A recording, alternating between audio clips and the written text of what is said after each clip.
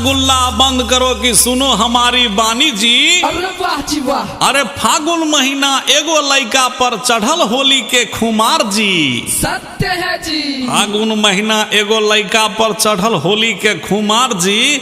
आ होली के दिन हो गया अपन भौजिए के लेके फरार जी। अरे वाह जी वाह। भैया उसको खोजते खोजते पहुंचा अपन ससुरार जी। भैया उसको खोजते खोजते पहुंचा अपन ससुरार जी। आ कन्या उसको तो नहीं मिली, साली मिली कुमार जी। सत्य है जी। साली पूछी कहिए जीजा जी होली में क्या है हाल जी।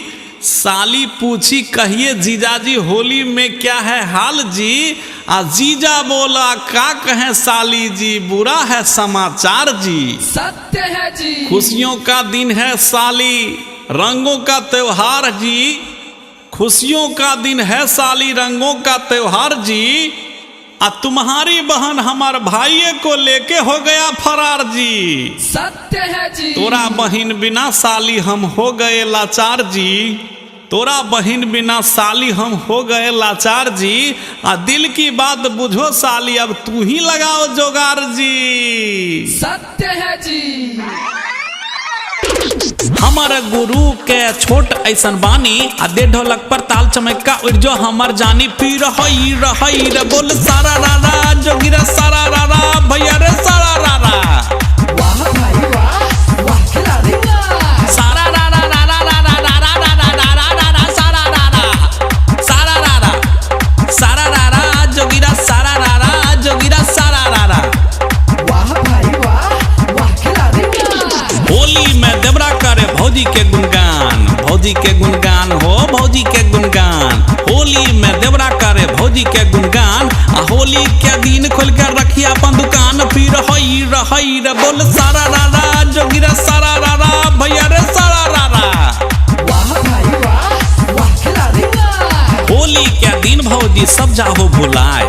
होली के दिन भौजी सब जाहो भुलाए। सब दान दहो भौजी देवरे पर लुटाए फिर हई रे बोल सारा रारा भैया रे सारा रारा रारा रारा रारा रारा रारा रारा रारा रारा सारा रारा। वाह भाई वाह, वाह खिलाड़ी वाह। अभी आप सुन रहे हैं जय श्री कैसेट कंपनी की प्रस्तुति।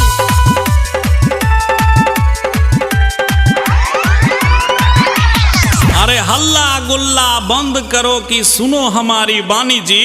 अरे वाह जी वाह। अरे खुशी का पर्व है होली रंगों का त्योहार जी। सत्य है जी। खुशी का पर्व है होली रंगों का त्योहार जी। आ तारी दारू पीकर सब बनते लगता है नवाब जी। सत्य है जी।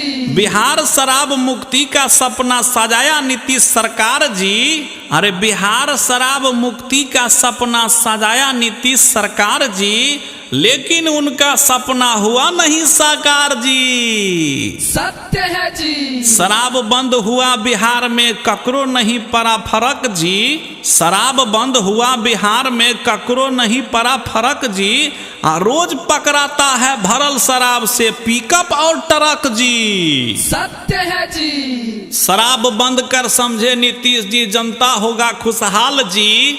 शराब बंद कर समझे नीतीश जी जनता होगा खुशहाल जी। लेकिन अब तो पहले से भी हो गया है बुरा हाल जी। सत्य है जी। शराब बंदी अब सबको लगता है खुशखबरी जी। शराब बंदी अब सबको लगता है खुशखबरी जी।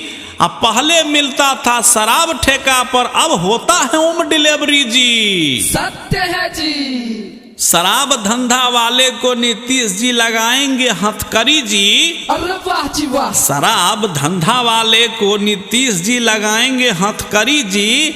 अब घर में ही खोलते जा रहे हैं महुआ दारू के फैक्ट्री जी। सत्य है जी। शराब बनाने वाला अगर जाएगा नहीं जेल जी। शराब बनाने वाला अगर जाएगा नहीं जेल जी। आ 100 पियक्कर को कर देगा लीवर किडनी फेल जी। सत्य है जी। प्रमोद पंकज के बातों पर करो भाई विचार जी।